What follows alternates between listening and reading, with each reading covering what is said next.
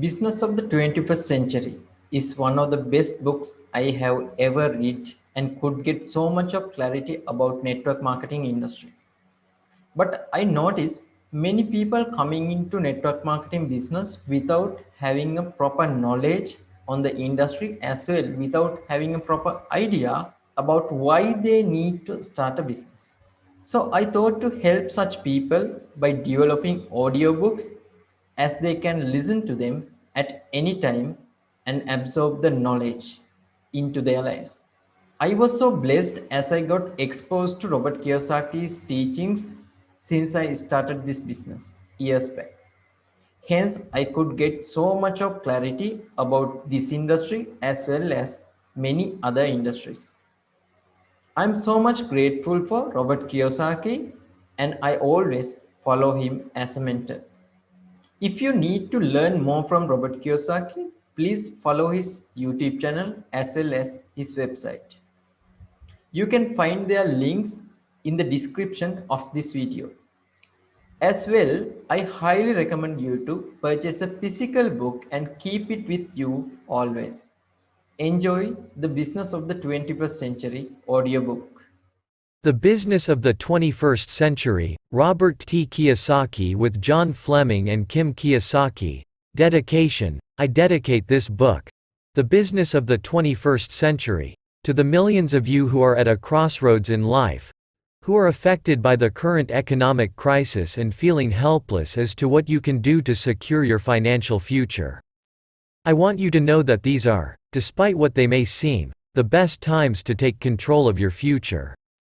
I have spent my life educating people on how to attain financial freedom, and I know that this book, like the others in my Rich Dad series, will provide you with insight needed to create and sustain wealth for years to come. Once you learn the truth of how money works and the business opportunities available to you in the 21st century, you will be able to begin building the life you desire. Acknowledgements. I would like to thank my wife, Kim, for her continued love and support, as well as my Rich Dad family who has helped me get the message of financial education out to millions of people around the globe. I would also like to thank John Fleming for his invaluable insight on network marketing, and Stuart Johnson, Reed Bilbray, and the staff at Video Plus for their assistance in putting this book together. Lastly, I would like to thank John David Mann and J.M. Emmert for bringing their crafts and passions to this project. Introduction. The economy is in tatters. Your job is in trouble, if you still have a job. And you know what? I've been saying it for years. It took a global financial meltdown for most to hear it. But this book isn't about how or why everything has gone to hell in a handbasket. It's about why this bad news turns out to be very good news, if you know what to do about it. I learned about business from two people. My father, who was a very well-educated, highly placed government employee, and my best friend's father, who was an 8th grade dropout and self-made millionaire.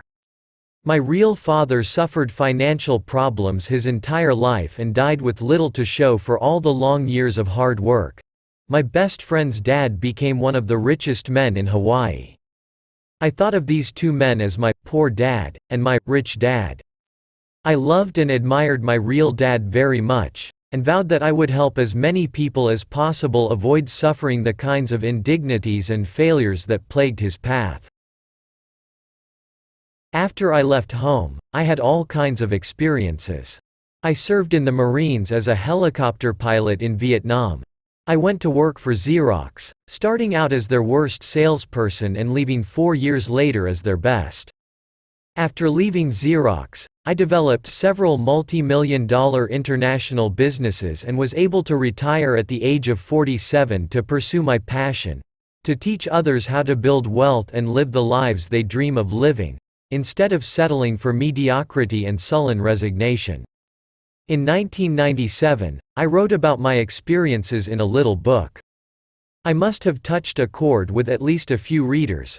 Rich Dad Poor Dad shot to the top of the New York Times bestseller list and stayed there for more than 4 years, and has been described as the best-selling business book of all time. Since then, I've put out a whole series of Rich Dad books, And although each one has a slightly different focus, they all deliver the exact same message as that first book, and it's the message at the heart of this book you now hold in your hands. Take responsibility for your finances, or get used to taking orders for the rest of your life. You're either a master of money or a slave to it. Your choice. I was incredibly fortunate in my life to have experiences and mentors that showed me how to build genuine wealth. As a result, I was able to retire completely from any need to work ever again. Up until that time, I was working to build my family's future. Since then, I've been working to help build yours. For the past 10 years, I have devoted my life to finding the most effective and practical ways to help people transform their lives in the 21st century by learning how to build genuine wealth. Through our Rich Dad books, my partners and I have written about many different types and forms of enterprise and investment. But during these years of intensive research, I have come across one business model in particular that I believe holds the greatest promise for the largest number of people to get control of their financial lives, their futures, and their destinies. One more thing. When I say genuine wealth, I'm not talking about money alone. Money is part of it, but it's not the whole. Building genuine wealth is as much about the builder as it is about the built. In this book, I'm going to show you why you need to build your own business, and exactly what kind of business. But this isn't just about changing the type of business you're working with, it's also about changing you. I can show you how to find what you need to grow the perfect business for you, but for your business to grow, you will have to grow as well. Welcome to the business of the 21st century. Part 1. Take control of your future, why you need to have a business of your own. Chapter 1. The rules have changed. We live in troubled times. The last few years have brought us a steady parade of fear and panic in the headlines, boardrooms, and kitchen tables across America. Globalization, outsourcing, downsizing, foreclosures, subprime mortgages and credit default swaps, Ponzi schemes, Wall Street fiascos, recession. It's just one piece of bad news after another. During the first few months of 2009, U.S. company layoffs reached about 250,000 per month. As I write this in late 2009, unemployment is at 10.2% and still rising, and underemployment, where your job stays in place but your hours and pay are drastically cut back, is even worse. The rampant decline in gainful employment is a ravaging epidemic to which few are immune.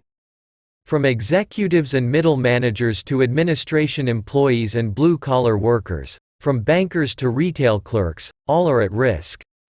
Even the healthcare industry, until recently considered a job-safe zone, is trimming away significant chunks of its workforce.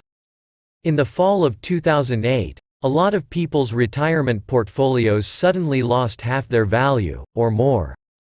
Real estate crashed. What people thought were their solid, reliable assets turned out to be about as solid as water vapor. Job security is gone, a thing of the past. In a 2009 USA Today survey, 60% of Americans polled said they see today's economic situation as the biggest crisis in their lifetime. Of course, you already know all this. But here's what you may not know. None of this is really news. Sure, it took a major economic crisis for people to start waking up to the fact that their livelihoods were at risk. But your income didn't become at risk overnight, it was always at risk. Most of the U.S. population has been living for years on the knife-edge precipice between solvency and ruin, relying on the next paycheck or two to meet each month's expenses, typically with only a very thin cushion of cash savings, or more often, no cushion at all. That paycheck is called trading your time for money, and during a recession, it is the least reliable source of income there is. Why? Because when the number of employed people starts dropping, there is less disposable income in circulation to pay for your time. I told you so, not to be an I told you so, but I told you so. I've been saying this for years. There is no longer such a thing as a safe and secure job.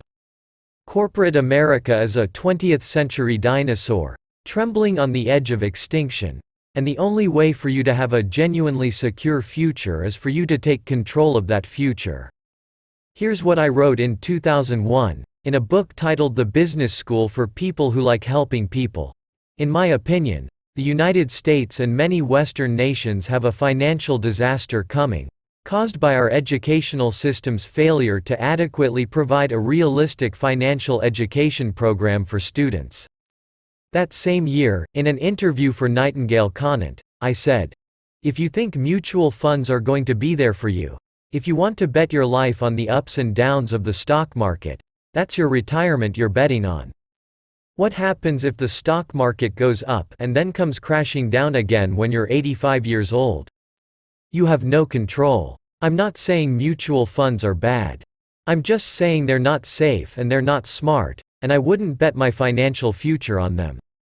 Never before in the history of the world have so many people bet their retirement on the stock market. That is insane. Do you think Social Security is going to be there to take care of you? Then you also believe in the Easter Bunny.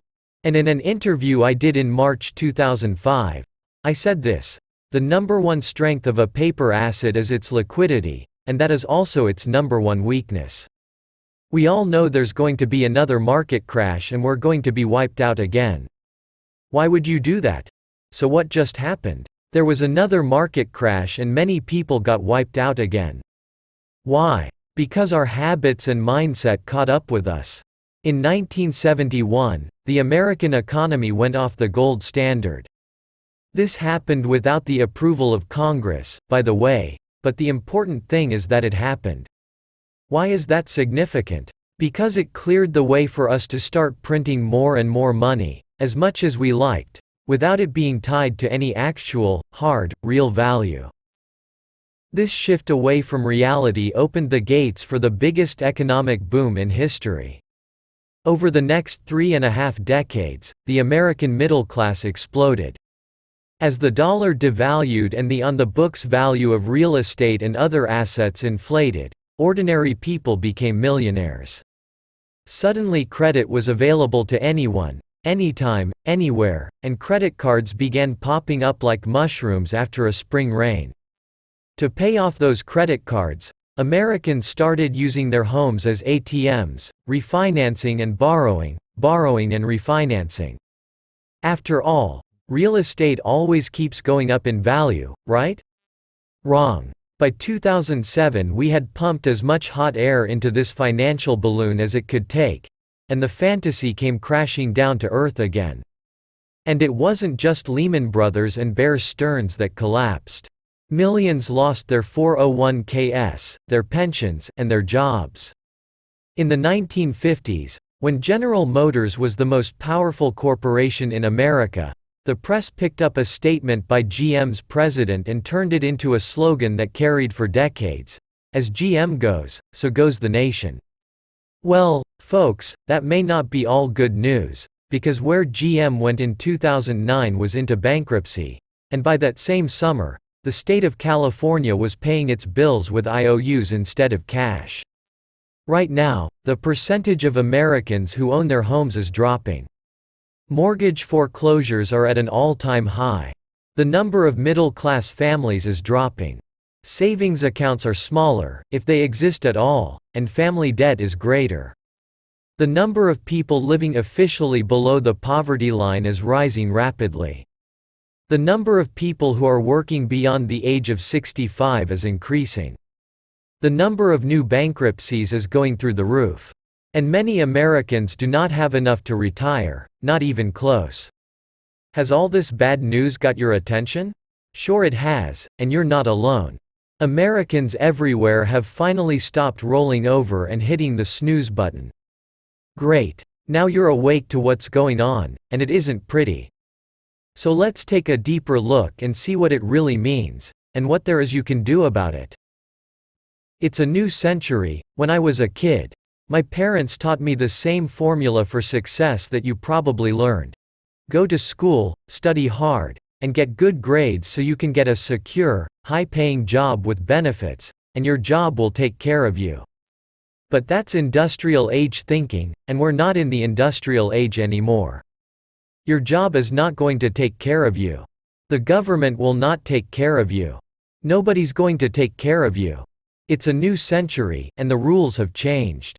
My parents believed in job security, company pensions, Social Security, and Medicare. These are all worn out, obsolete ideas left over from an age gone by. Today job security is a joke, and the very idea of lifetime employment with a single company, an ideal so proudly championed by IBM in its heyday, is as anachronistic as a manual typewriter. Many thought their 401k retirement plans were safe. Hey, they were backed by blue-chip stocks and mutual funds. What could go wrong? As it turned out, everything could go wrong. The reason these once sacred cows no longer give any milk is that they are all obsolete. Pensions, job security, retirement security, it's all industrial age thinking. We're in the information age now, and we need to use information age thinking. Fortunately, people are starting to listen and learn. It's a shame that it takes suffering and hardship to bring the lesson home, but at least the lessons are hitting home. Every time we experience a major crisis, the dot-com bust, the economic aftermath of 9/11, the financial panic of '08, and recession of '09, more people realize that the old safety nets just won't hold up anymore. The corporate myth is over. If you've spent years climbing the corporate ladder, have you ever stopped to notice the view? What view, you ask? The rear end of the person in front of you. That's what you get to look forward to. If that's the way you want to view the rest of your life, then this book probably isn't for you. But if you are sick and tired of looking at someone else's behind, then read on. Don't be fooled again. As I write this, unemployment is still on the rise. By the time you read these words, who knows? The situation may have changed.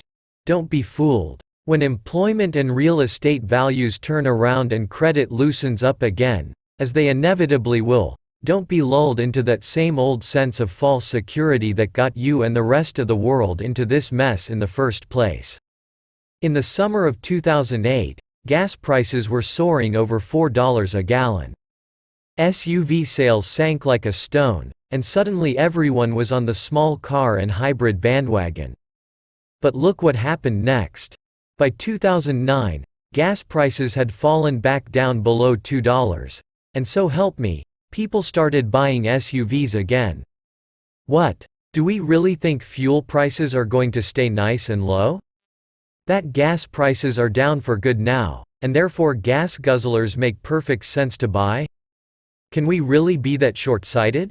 I'm trying to be nice here. The word I was going to use was stupid. Unfortunately, the answer is yes. We aren't just fooled once, we let ourselves be fooled over and over again. We all grew up hearing the fable of the ant and the grasshopper, but the overwhelming majority of us keep living with the foresight of a grasshopper anyway. Don't be distracted by the headlines. There is always some idiotic buzz going on that tries to pull your attention away from the serious business of building your life. It's just noise. Whether it's terrorism, recession, or the latest election cycle scandals, it's got nothing to do with what you need to be doing today to build your future. During the Great Depression, there were people who made fortunes. And during the greatest boom times, like the real estate surge of the 1980s, there were millions and millions of people who neglected to take charge of their future, who ignored everything I'm going to share with you in this book, and ended up struggling or broke. Most of them, in fact, are still struggling or broke today. The economy is not the issue. The issue is you. Are you angry at the corruption in the corporate world? At Wall Street and the big banks that let this happen? At the government for not doing enough, or for doing too much, or for doing too much of the wrong things and not enough of the right things? Are you angry at yourself for not taking control sooner? Life is tough. The question is, what are you going to do about it? Moaning and groaning won't secure your future. Neither will blaming Wall Street, the big bankers, corporate America, or the government. If you want a solid future, you need to create it. You can take charge of your future only when you take control of your income source. You need your own business.